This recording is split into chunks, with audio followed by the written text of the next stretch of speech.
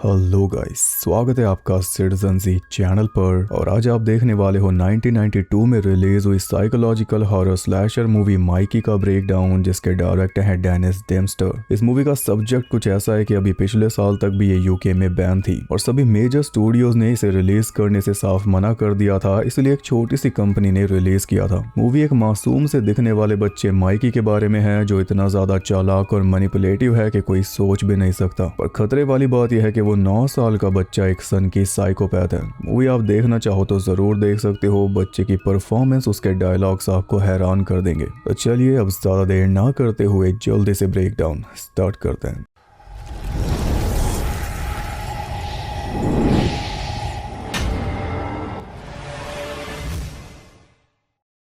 ये कहानी है माइकी नाम के 9 साल के बच्चे की, जो घर के बेसमेंट में अखबार जला रहा था जिससे कोई बड़ा हादसा हो सकता था। वो तो उसकी फॉस्टर मदर ग्रेस सही टाइम पे आ गई, पर आग बुझाने के बजाय उसने लात मार के जलते हुए पेपर्स माइकी के ऊपर डाल दिए, जो कि बहुत ही घटिया बर्ताव हुआ। वो बहुत ज्यादा गुस्सा कर रही थी क्योंकि माइकी ऐसा पहले भी कर चुका था और ऐसा करने के लिए उसे साफ मना किया गया था। माइकी कहने लगा कि मुझे बेथ ने बोला था इसलिए मैंने किया। वो अपनी छोटी बहन बेथ के ऊपर ब्लेम डालने लगा, जो कि उसकी असली बहन नहीं है, वो भी एक फॉस्टर चाइल्ड है। फॉस्टर चाइल्ड वो बच्चे होते हैं जिन्हें सरकार दूसरे अडल्ट्स की केयर में रहने के लिए भेजती है और बदले में सरकार उन अडल्ट्स को पैसे देती है। इसी वजह से कई बार फॉस्टर चाइल्ड्स को बहुत बुरी तरह ट्रीट किया जाता है। उनकी कोई केयर नहीं की जाती, बस पैसा उगाया जाता है उनसे। तो माइकी और बेथ दोनों ही अलग अलग जगहों से इस घर में रहने पहुंचे हैं फ्रैंक और ग्रेस की केयर में। पर माइकी के प्रॉब्लमैटिक बिहेवियर की वजह से ग्रेस उससे बहुत तंग आ चुकी है। वो बार बार माइकी को मारती भी रहती है। जैसे अभी माइकी तो बात ही करता रह गया और उसने सीधा थप्पड़ जड़ दिया, क्योंकि बेथ गर्दन हिला के मना कर रही थी कि मैंने इसे आग जलाने को नहीं बोला।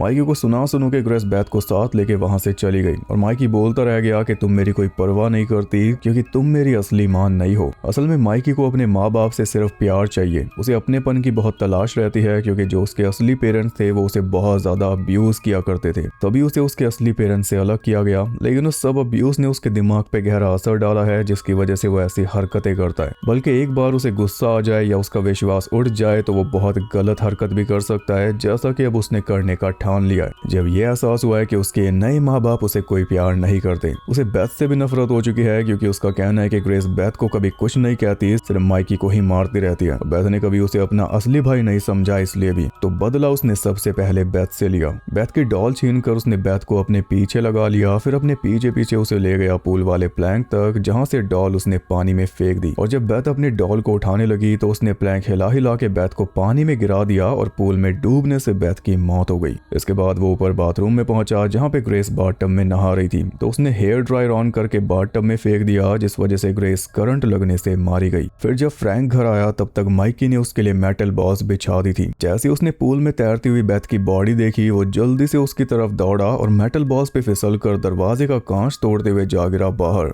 लेकिन अब भी मरा नहीं था। तो माइकी अपना बेसबॉल बैट लेकर आया, जिससे मार मार के उसने फ्रैंक का सर पिचका दिया और ये सब एक कैमरा में रिकॉर्ड भी कर लिया। फिर पुलिस आई, लेकिन माइकी के ऊपर किसी को भी शक नहीं हुआ, क्योंकि वो अलमारी में छुप के बैठा था और दुखी होने की बहुत ही बढ़िया एक्टिंग कर रहा था। डिटेक्टिव रेनॉल्ड्स ने उससे पूछताछ की तो उसने झूठी मूठी कहानी बता के उसे मिसलीड कर दिया कि जब मैं पार्क से आया तो एक आदमी घर से निकला और अपनी कार में बैठ के चला गया। माइकी ने झूठ मूठ कार का रंग और साइज भी बता दिया, साथ में उस आदमी का हुलिया भी, जो कि है ही नहीं, पुलिस को कभी नहीं मिलेगा। वहां से चाइल्ड केयर वाली कैथरीन माइकी को अपने साथ ले गई। एक साइकोलॉजिस्ट ने माइकी का टेस्ट किया, पर उसे ये नहीं पता था कि माइकी उसके साथ भी खेल रहा है। उसके सामने भी एक्टिंग करके माइकी उसके टेस्ट में पास हो गया। एक बच्चा जो सबका पागल बनाता चल रहा है। साइकोलॉजिस्ट ने कैथरीन को सलाह दी कि माइकी को जल्द से जल्द अडॉप्ट करवा दो, वरना इसके अंदर गहरा ट्रॉमा बैठ जाएगा। जो उसने एक्टिंग करके दिखाई, उसके बेस पे ये सलाह दी। तो कैथरीन ने ग्रेस की बहन को बुला लिया कि अब माइकी को तुम्हें ही अपने साथ रखना होगा, पर उसने साफ मना कर दिया। वो बोली कि ग्रेस तो खुद परेशान थी इसे रख के। ये बच्चा बहुत प्रॉब्लमैटिक है, क्योंकि इसके असली माँ बाप इसे बहुत अब्यूज किया करते थे। जब उसने ये बात बताई तब कैथरीन को पता चला कि माइकी एक फॉस्टर चाइल्ड था, वो उसकी असली फैमिली नहीं थी, वरना माइकी ने खुद ना तो बताया और ना ही हल्का सा भी जाहिर होने दिया। ग्रेस की बहन तो साफ मना करके चली गई। तब कैथरीन ने दूसरे शहर में एक कपल ढूंढा जो माइकी को अडॉप्ट करने के लिए तैयार हो गया, नील और रेचल। उन्हें माइकी के पास्ट के बारे में कुछ भी नहीं बताया गया, जो भी लेटेस्ट हुआ है वो भी नहीं। उन दोनों के सामने माइकी एकदम अच्छा बन के दिखा रहा था, स्माइल कर रहा था ताकि वो मना ना कर दें। माइकी ने बहुत अच्छा इंप्रेशन एप्लीकेशन जमा दिया, जिसके बाद वो दोनों उसे साथ ले गए और अपने साथ माइकी वो बैट भी लेके गया जिससे उसने अपने पुराने डैड का खात्मा किया था। नील और रेचल का कोई बच्चा नहीं हुआ, इसलिए वो माइकी को एकदम अपने बच्चे की तरह रखने वाले हैं। वो तो पहले से बहुत तैयारी कर रहे थे कि माइकी को बहुत सारा प्यार दे सके। माइकी का रूम भी तैयार कर दिया था जिसे खिलौनों से भरा हुआ था। जब वो घर पहुंचे तो उनकी पड़ोसन मिसेस ओवंस उनका वेट कर रही थी अपने बेटे बेन के साथ, जो कि माइकी का क्लासमेट होगा। बेन की एक बड़ी बहन भी है जैसी, जो बोर्डिंग स्कूल में पढ़ाई करती है। आते ही माइकी को एक दोस्त मिल चुका था और फिश टैंक में मछली के बच्चे भी, जिनसे उसे लगाव हो गया। फिर रेचल की दोस्त शॉन उनके घर आई, जो कि माइकी की टीचर होगी स्कूल में। पहली रात नील और रेचल ने माइकी को उसके रूम में सुलाया तो माइकी ने उन्हें मॉम डैड कह के बुलाया और थैंक्स भी बोला, जिससे उन दोनों का मन भर आया। सालों से जो उनकी इच्छा थी वो पूरी हो गई। पर माइकी उन्हें गुड नाइट बोल के सोया नहीं, बल्कि रात भर नए खिलौनों से खेलता रहा। अगले दिन नील उसे तीरंदाजी की प्रैक्टिस में लेके गया, जहाँ पे उसने नील से कई सारे सवाल पूछने शुरू कर दिए, जैसे आपके पिछले बच्चे का क्या हुआ। नील बोला हमारा कोई बच्चा नहीं था। तो उसने पूछा कि फिर इतना सारा सामान किसका रखा है रूम में। नील ने बताया वो सब सामान हम तुम्हारे लिए लाए हैं। ये सुनकर माइकी के अंदर एक फीलिंग जागी कि ये लोग तो सच में मुझे प्यार करते हैं। उसने सीधा ही नील को गले लगा लिया और फिर उसे तीर चला के दिखाया और उसका निशाना इतना अच्छा था कि नील भी देखता रह गया। स्कूल गया तो वहां भी सबने अच्छे से वेलकम किया और उसे पता चला कि अगर कोई भी बच्चा कुछ स्पेशल करता है तो मिस शॉन उसे मार्बल्स देती है। वो मार्बल्स एक बॉक्स में डाले जाते हैं, जिसके भरते ही दरवाजा खुलता है और अंदर रखा प्राइज बच्चों को दे दिया जाता है। ये जानने के बाद माइकी बस इसी सोच में पड़ गया कि आखिर वो प्राइज है क्या। घर जाते टाइम बेन उसे एक शॉर्टकट से ले गया जो कब्रिस्तान से होके निकल रहा था। तो वहां पे माइकी बेन से अजीब सवाल करने लगा कि तुम्हारे डैड कब मरे थे, कैसे मरे थे, वो सब। जिन सवालों से बेन थोड़ा अनईजी हो गया। बदले में उसने भी माइकी से पूछ लिया कि तुम्हारे असली पेरेंट्स कैसे मरे थे, और ये सुनते ही माइकी भड़क उठा। वो बोला मेरे असली पेरेंट्स मरे नहीं हैं। वो बेन से भी ज्यादा अनईजी हो चुका था, इसलिए कहीं पे चला गया और बेन उसे ढूंढता रह गया। आखिर में वो मिला एक ताजा कब्र पे लेटा हुआ और वहां उसने लेटे लेटे बेन को एक बड़ी काम की बात बताई कि डरना जिंदा लोगों से चाहिए, मरे हुए से नहीं। माइकी ने एक ड्राइंग बनाई थी पूल में तैर रही बेथ की बॉडी की, जिसे नील और रेचल डीकोड करने में लगे हुए थे और ऑब्वियसली वो तो हर चीज पॉजिटिव ही ढूंढ रहे थे उसमें। वो खुद को बहुत लकी समझ रहे थे कि उन्हें इतना लविंग और स्मार्ट बच्चा मिला। उन दोनों ने माइकी को पूरी आजादी दे दी थी।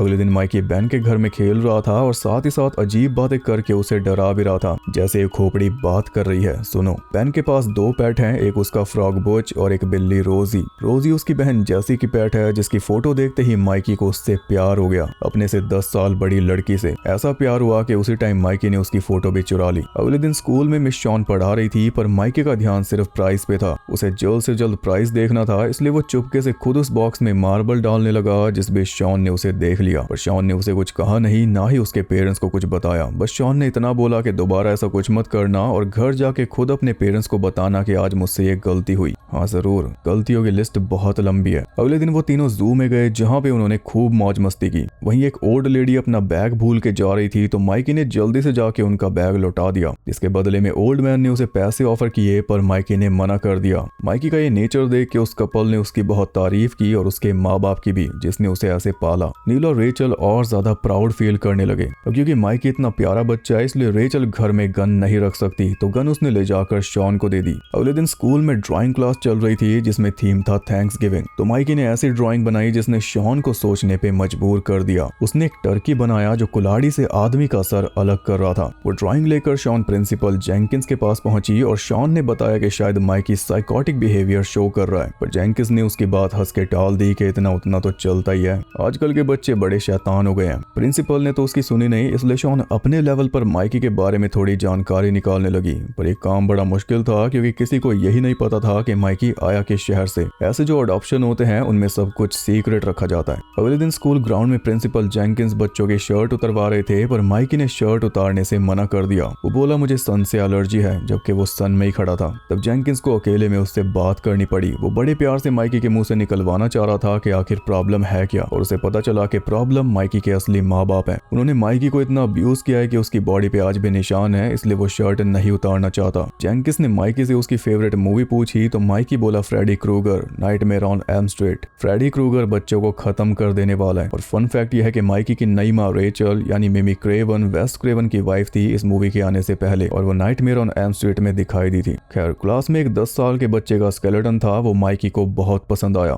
माइकी फिर से सवाल करने लगा कि ये कब मरा, कैसे मरा, वो सब, पर जेंकिंस उसे क्या बताता। स्कूल से घर जाने के बाद वो पहुंच गया बेन के पास, और जैसी बेन की बहन जैसी घर घर आई, बेन के साथ मिलकर वो मरने का नाटक करने लगा ताकि आपको पता ही है जैसी उसे जिंदा करे उसे मुंह से सांस देकर। पहली मीटिंग में वो किस चाह रहा था। जैसी ने उसकी पर्स चेक की तो पर्स थी ही नहीं। वो घबरा गई और जल्दी से उसे मुंह से सांस देने लगी, जिसके बाद वो उठ गया और रिवील हो गया कि ये प्रैंक था। पर जैसी इस बात से हैरान थी कि माइकी की पल्स कैसे रुकी हुई थी। माइकी ने बताया कि मैंने अपनी बगल में एक बॉल दबा रखी थी, उस वजह से ये मैंने टीवी में देखा। माइकी का दिमाग देखकर जैसी भी इम्प्रेस हो गई और यही तो माइकी की खासियत है, वो जिसे चाहे उसे इम्प्रेस कर सकता है। जैसी उसकी तारीफ कर रही थी तो शर्मा रहा था। फिर जैसी का भारी बैग उठाकर वो ऊपर उसके रूम तक छोड़ने गया और वो पूरी गुलामी करने के लिए तैयार हुआ पड़ा था, क्योंकि उसे ये नहीं पता था कि जैसी का बॉयफ्रेंड भी है डेविड, जो उसके रूम में छुपा हुआ है। माइकी जैसी से पूछ रहा था, बताओ आपके लिए और क्या करूं, पर जैसी ने उसे प्यार से टरका दिया। तब भी जाते जाते उसे खास गुड बाय करके गया और उसके जाते जैसी और डेविड अपने कार्यक्रम में लग गए। रात में जब जैसी सो रही थी तब माइकी अपने घर से निकला, जैसी के रूम के विंडो के साथ वाले पेड़ पे चढ़ा और वहां से विंडो खोल के जैसी के रूम में घुस गया। वो जैसी को सोते हुए एकदम पास से देख रहा था और जैसी ने करवट ली वो जल्दी से बेड के नीचे छुप गया, जहाँ पे उसे धप्पा कर दिया बेन के फ्रॉग ने। फ्रॉग को भी उसने उसी टाइम दबोच लिया, पर तब तक आवाज सुनकर जैसी जाग चुकी थी। उसने उठ के विंडो बंद कर दी और फिर से सो गई। लेकिन इस घटिया हरकत के लिए माइकी ने फ्रॉग को सजा दी। उसे घर ले जाकर फिश टैंक में डाल दिया, जहाँ पे बड़ी मछली उसे खा गई और ये सब भी उसने अपने कैमरा में रिकॉर्ड कर लिया। अगले दिन स्कूल में स्पेलिंग टेस्ट हुआ, जिसमें माइकी को वर्ड मिला असैसिन, जिसकी स्पेलिंग उसने सही सुना दी और बदले में ले लिए मार्बल्स। उसके मार्बल डालते ही बॉक्स फुल हो गया, जिसकी वजह से दरवाजा खुला और अंदर से निकला प्राइज उसे मिल गया, जो एक घड़ी थी। उसे पाकर माइकी बहुत खुश हुआ। आखिरकार उसकी बेचैनी खत्म हुई। उसने ये भी बताया कि स्पेलिंग टेस्ट में मैं पहले भी जीत चुका हूँ ओक्लाहोमा सिटी में। इससे शॉन को एक बहुत बड़ा क्लू मिल गया अपनी जांच पड़ताल को आगे बढ़ाने के लिए। माइकी की पिछले टीचर का पता निकाल के शॉन ने उसके पास फोन किया तो शॉन को पता चला कि माइकी की पिछली पूरी फैमिली मारी गई, सिर्फ माइकी बचा। घर जाकर वो घड़ी माइकी ने अपने दोस्तों को दिखाई, उन्हीं मछली के बच्चों को। फिर घर की छत पे बैठ के वो जैसी को देखने लगा और जैसे ही उसकी माँ और भाई बाहर गए, माइकी सीधा उसके पास पहुंच गया बेन से मिलने के बहाने। जैसी उस पे तरस खा के उसे बोट राइड पे ले गई, जहाँ पे उसे जैसी से और ज्यादा प्यार हो गया उसे स्विमिंग करते हुए देखकर। जैसी उसे भी पानी में बुला रही थी, पर वो टी शर्ट उतार नहीं सकता, इसलिए उसने मना कर दिया। रात में सोने से पहले वो टीवी में अपनी ही रिकॉर्ड की हुई फुटेज देख रहा था, जिसमें उसने अपने पिछले डैड का सर पिचकाया था। नया डैड आया तो उसने कह दिया कि कोई हॉरर मूवी है, पकड़े जाने का उसे कोई डर नहीं। नील के सामने उसने सोने का नाटक कर दिया और उसके जाते घर से बाहर निकल गया जैसी को कपड़े बदलते हुए रिकॉर्ड करने के लिए। लेकिन रिकॉर्ड करते हुए उसे पता चला कि जैसी कपड़े नहीं बदल रही बल्कि वो डेविड के साथ है। ये देखकर माइकी का खून उबलने लगा। उनके रोमांस को बिगाड़ने के लिए उसने विंडो में पत्थर फेंक के मारा, जिसके बाद डेविड गुस्से में बाहर निकला तो माइकी झाड़ियों में छुप गया। डेविड के सामने जैसी की बिल्ली आ गई तो डेविड ने उसे ही लात मार दी, जो कि जैसी को पसंद नहीं आया। दोनों फिर से ऊपर पहुंच गए और बिल्ली पहुंच गई माइकी के पास, तो माइकी ने गुस्से में उसकी गर्दन मरोड़ दी। पर दिमाग इतना है कि फिर उसने मरी हुई बिल्ली का भी यूज किया जैसी और डेविड के बीच फूड डालने में। बिल्ली को उसने डेविड की कार के टायर के पीछे रख दिया। अब जैसी का तो मूड खराब हो ही चुका था, इसलिए डेविड को उसने भगा दिया और जैसे डेविड ने कार पीछे की उसे कुछ आवाज आ गई। उतर के देखा तो पाया कि जैसी की बिल्ली को चल डाली। ये देखकर जैसी उससे और नाराज हो गई और माइकी ये सब भी रिकॉर्ड कर रहा था। जैसी ने उसे धोखा दिया, इस बात से उसका दिल दुख रहा था। तो स्कूल में जब मिस शॉन पढ़ा रही थी तब किताब में जैसी की फोटो रख के वो अपने हाथ में पेन चुबा रहा था। शॉन ने नोटिस कर लिया और अब बात इतनी बढ़ चुकी थी कि सीधा उसके पेरेंट्स को बुला लिया उनसे बात करने के लिए। शॉन ने बता दिया कि माइकी को मेंटल प्रॉब्लम है, उसे किसी चाइल्ड साइकोलॉजिस्ट को दिखाना होगा। पर ये सुनते ही रेचल भड़क उठी। वो बोली कि मेरी खुशी तेरे से देख ही नहीं जा रही, इसलिए ये सब कर रही है। इतना बोलकर वो चलती बनी। पर घर जाके माइकी उससे ही लड़ने लगा, क्योंकि उसने वो मछली के बच्चे बेच दिए थे जो माइकी के दोस्त थे। वो फिश टैंक में सर मार के उसे तोड़ना चाह रहा था। फिर भी रेचल को समझ नहीं आया कि शॉन की बात में कुछ सच्चाई थी। माइकी को सिर्फ कोई एक गलती चाहिए होती है जो रेचल ने कर दी। माइकी कहने लगा कि तुम मुझसे प्यार नहीं करती, मैं तुमसे नफरत करता हूँ, तुम मेरी असली मां नहीं हो। माइकी का विश्वास टूट गया और आगे आपको पता ही है क्या होगा। जब नील घर आया तो रेचल ने उससे बात की कि शायद हमें माइकी को साइकोलॉजिस्ट के पास लेकर जाना चाहिए, पर नील ने साफ मना कर दिया। फिर अगले दिन जब रेचल बाथटब में नहा रही थी तो माइकी सीधा उसके पास पहुंच गया उसे फूल देने के बहाने। फिर उसने वहां रखा हेयर कर्लर उठा लिया और कहने लगा कि अगर मैं इसे बाथटब में फेंक दूं तो बाथटब इलेक्ट्रिक चेयर बन जाएगा। ये सुनते ही रेचल के होश उड़ गए। अब पानी उसे ज्यादा ठंडा लग रहा था। उसने बोला बात तो ठीक है, पर अब अच्छे बच्चे की तरह इसे अनप्लग करके रख दो। जैसा माइकी है वो रेचल को मारने में जरा भी देर ना लगा था, लेकिन अभी वो मजबूर है। जैसे की वजह से वो कोई भी ऐसा कदम नहीं उठा सकता। अगर रेचल को मार देगा तो यहाँ से जाना पड़ेगा, इसलिए उसने रेचल की बात मान मान ली। अगले दिन वो बैन के घर में तैयारी के साथ बैठा हुआ था। जैसे जेसी आई नंबर बनाने के लिए उसने जेसी को एक कैट वाला टॉय दे दिया। उसे लगा कि उसकी बात बस बनी गई कि तभी वहां पे डेविड आ गया। उसने जेसी से माफी मांगी तो जेसी ने उसे माफ कर दिया, जो माइकी से देखा नहीं गया। मतलब कि जेसी के दिल में जगह बनाने के लिए डेविड को रास्ते से हटाना ही होगा। रात में वो दोनों जकूजी में नहा रहे थे तो माइकी ने जेसी के घर फोन मिला के फोन टीवी के पास रख दिया। जैसी फोन उठाने गई तो इतने में माइकी डेविड के पास पहुंच गया और वहां रखा रेडियो पानी में फेंक कर उसने डेविड को भी निपटा दिया। जैसी वापस आई तब तक माइकी गुलाब उठा के वहां से जा चुका था। जैसी डेविड को ढूंढने लगी और जब वो मिला तो उसकी चीख निकल गई, जिसे माइकी ने रिकॉर्ड कर लिया। इस बीच शॉन ने माइकी की पिछली फैमिली वाले केस के बारे में सर्च किया तो उसे डिटेक्टिव रेनल्ड्स के बारे में पता चला। उसका नंबर निकाल के शॉन ने उससे केस की पूरी डिटेल मांगी तो उसने बोला अगली सुबह फैक्स कर दूंगा। अगली सुबह शॉन स्कूल में पहुंची तो प्रिंसिपल ने उसे बुरी खबर दी कि आज बेन और माइकी स्कूल में नहीं आएंगे क्योंकि बेन की बहन जेसी का बॉयफ्रेंड डेविड पूल में करंट लगने से मारा गया। उधर रेचल को जब ये खबर पता चली तो उसे माइकी की वो इलेक्ट्रिक चेयर वाली बात याद आ गई और थोड़ा डाउट भी होने लगा। माइकी तो जेसी के पास बैठा हुआ उसे तसल्ली दे रहा था कि डेविड को भूल जाओ, अब तुम सिर्फ मुझसे प्यार करो। ये सुनते ही जेसी ने उसे दूर करके घर भेज दिया। गुलाब भी वही वाला लेके पहुंचा था जो पूल के पास से उठा के लेके गया था। जेसी ने उस गुलाब की पंखुड़ी जकूजी में डाली तो वो सेम वैसी निकली जैसी पहले से अंदर पड़ी थी। इससे जेसी समझ गई कि ये काम माइकी ने ही किया है। वो सीधा रेचल से बात करने गई पर रेचल उसकी सुन कहाँ रही थी। उसने बोला अगर माइकी के साथ कुछ गड़बड़ है तो हम उससे खुद बात करेंगे। इसलिए जेसी वहां से चली गई और ये सारी बात माइकी ने भी सुन ली, जिससे उसे पता चल गया कि अब जेसी उसकी नहीं होने वाली, जेसी अब वैसी रहेगी। यहाँ से भी विश्वास उठ गया तो आगे आपको पता ही है वो क्या करेगा। उसने अपने रूम वाला टेलीफोन उठा के साइड में रख दिया ताकि ना घर में किसी का फोन आए ना घर से किसी को फोन कर सके। फैमिली को खत्म करने से पहले सबसे पहले वो यही काम करता है। उधर डिटेक्टिव ने केस की डिटेल शॉन के पास फैक्स कर दी थी, जिसमें लिखा हुआ था बाथटब में करंट लगने से मरी, जैसे कल रात डेविड मरा। बस ये पढ़ते ही शॉन ने जेंकिंस को पूरी बात बताई और वो दोनों सीधा निकल गए उनके घर की तरफ। इधर रेचल ने देखा कि माइकी टीवी पे अपनी रिकॉर्ड की हुई फुटेज देख रहा था जो थी डेविड को करंट लगाने वाली। रेचल तो देखती रह गई कि जैसी सच बोल रही थी और उसका खुद का शक भी सही था। ये मासूम बच्चा तो सन की है। टेप उसने जानबूझ के चलाई ताकि उसमें जैसे की चीख सुन के रेचल आए और फिर माइकी उसके ऊपर हथौड़े बरसाए। रेचल उसे समझाने के लिए बैठी थी पर उसने सीधा रेचल के हाथ पे हथौड़ा दे मारा। तो रेचल ने जल्दी से भाग के नील के पास फोन करना चाहा लेकिन फोन मिलेगा ही नहीं। अब भी रेचल को यही लग रहा था कि जैसा भी है तो बच्चा ही, इसे बहला फुसलाकर समझाया जा सकता है, पर माइकी तो किसी जंगली जानवर की तरह उसके पीछे पड़ चुका था। हथौड़े मार मार के उसे जख्मी किए जा रहा था और आवाजें निकाल रहा था पूरी भयानक।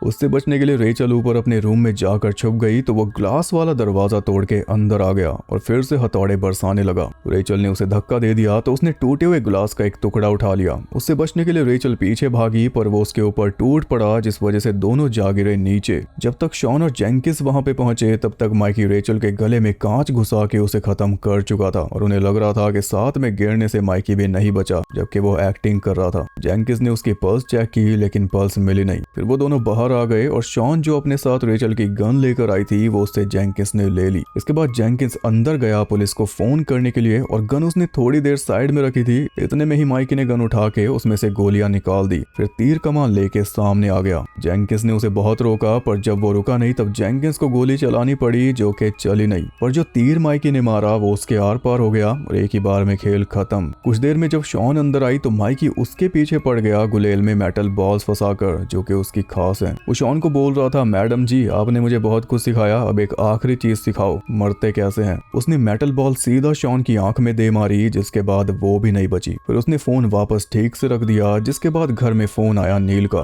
उसने बताया कि मैं बस घर पहुंचने ही वाला हूँ और माइकी को भी उसी का इंतजार था। इतना नील आए इतने में मस्त नहा धो के नए कपड़े पहन के बढ़िया बाल बना के घर की गैस ऑन करके माइकी पहुंच चुका था जेसी को निपटाने। जेसी ने उसे घर में नहीं आने दिया तो वो विंडो के रास्ते घुस गया और जेसी को भी तीर मारने के चक्कर में था वो, तो जेसी ने सही टाइम पे दरवाजा बंद कर दिया। तभी नील घर आ गया, इसलिए माइकी पहुंच गया उसे निपटाने। जेसी ने नील को सावधान करने की बहुत कोशिश की पर नील को लगा कि हाय बोल रही है। माइकी नील को घर में ले गया जहां पे उसने अपने तीनों शिकारों को डाइनिंग टेबल पे बैठा रखा था और साथ में वो 10 साल के बच्चे वाला कंकाल भी था। पता नहीं कब कब में फाड़ी मार लिया स्कूल से। रेचल को इस हालत में देखकर नील को सदमा लग चुका था। बस तभी माइकी ने तड़का भी लगा दिया एक मोलोटोव घर में फेंक कर, जिससे पूरा घर ब्लास्ट हो गया। पुलिस आई तो अंदर से 4 बड़ों बड़ों की बॉडीज बरामद हुई और एक बच्चे का कंकाल, जिस वजह से सबने समझा कि माइकी भी अंदर ही खत्म हो गया, जबकि वो जा चुका था किसी दूसरे शहर में। वहाँ पे अथॉरिटीज को मिला और नाटक करने लगा जैसे उसकी याददाश्त जा चुकी है। तो वहाँ पे उसे नया नाम मिल गया जॉश, और उसे नए पेरेंट्स के हवाले कर दिया गया जिनके सामने वो पूरा लवेबल बन चुका था, पर जैसे कोई चूक होगी तो नाश हो जाएगा।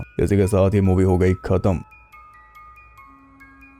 तो मूवी का सब्जेक्ट ही बहुत कंट्रोवर्शियल है। स्क्रीन पे एक बच्चे को ये सब करते हुए दिखाना, पर बच्चे की परफॉर्मेंस बड़ी खतरनाक है। आमतौर पे बच्चे एक्सप्रेशन वगैरह ठीक दे लेते हैं, लेकिन डायलॉग डिलीवरी उतनी अच्छी नहीं दे पाते। लेकिन आप ये मूवी देखो, मौके पे वो बच्चे की तरह बात करता है और मौका पड़ने पे एकदम आदमी की तरह। उसे टोन बदलने का भी पता है। ब्रायन बॉन्सल ने माइकी का रोल किया, जिन्होंने इसके 2 साल बाद ही एक्टिंग छोड़ दी थी। पर जितनी भी इनकी मूवीज देखोगे आपको अलग ही टैलेंट दिखेगा एक्टिंग वाला। ये मूवी यूके में बैन कर दी गई थी क्योंकि उसी टाइम यूके में एक भयानक केस हुआ था। एक 2 साल के बच्चे को 2 10 साल के बच्चों ने खत्म कर दिया था और बताया था कि वो चाइल्ड्स प्ले 3 देख के इंस्पायर हुए। तो इस मूवी को लेके पूरा बेंच बैठा, बहुत डिबेट चली, जिसमें फैसला ये निकला कि इसे रिलीज नहीं किया जाएगा, ये बच्चों पे गलत असर डालेगी। अभी पिछले साल तक ये यूके में बैन थी। 2025 में इसे दोबारा सबमिट किया सेंसर बोर्ड के पास, तब इसे पास कर दिया गया। वैसे बैन होने के बावजूद भी कई स्ट्रीमिंग सर्विस इसे चला रही थी पहले से। इस मूवी के सब्जेक्ट की वजह से 7 मेजर स्टूडियोज ने इसे रिलीज करने से साफ मना कर दिया था, जो थे 20th century Fox, Columbia Pictures, Metro Goldwyn Mayer, Paramount Pictures, Universal Pictures, Walt Disney Pictures और वार्नर ब्रदर्स। धीरे धीरे इस मूवी का नाम बढ़ा है और ये कल्ट क्लासिक बनने के बहुत करीब है। मुझे लगता है कि जल्दी आप सुनोगे कि इसका भी रीमेक बन रहा है। मूवी में नाइटमेयर ऑन एल्म स्ट्रीट का जिक्र हुआ है और इसमें 3 एक्टर्स ऐसे हैं जो उस फ्रेंचाइज में नजर आ चुके हैं। सबसे पहले तो मिमी क्रेवन ही है जो ओरिजिनल में नजर आई थी, फिर है विट फ्लिंट जो द ड्रीम चाइल्ड में नजर आए थे, और आखिर में लाइमन वार्ड जो फ्रेडिस रिवेंज में थे। बहुत लोग मुझे इस फ्रेंचाइज को कवर करने के लिए बोल रहे हैं और फाइनली मैं इसके बारे में सोच रहा हूं, लेकिन इस महीने तो नहीं होगी और ना ही कभी जल्दी। तो सही टाइम होगा तब हो जाएगी। इस मूवी का बॉडी काउंट है 8, बिल्ली और मेंढक को हटाकर। तो आपको ये मूवी कैसी लगी कमेंट करके जरूर बताना। वीडियो पसंद आई तो लाइक कर देना, चैनल को सब्सक्राइब कर लो अगर नहीं किया तो, जो कि 40% लोगों ने नहीं किया, और इंस्टा पे फॉलो भी कर सकते हो जो कि 90% लोगों ने नहीं किया। मैं आपसे मिलूंगा अगली वीडियो के साथ, तब तक के लिए सबको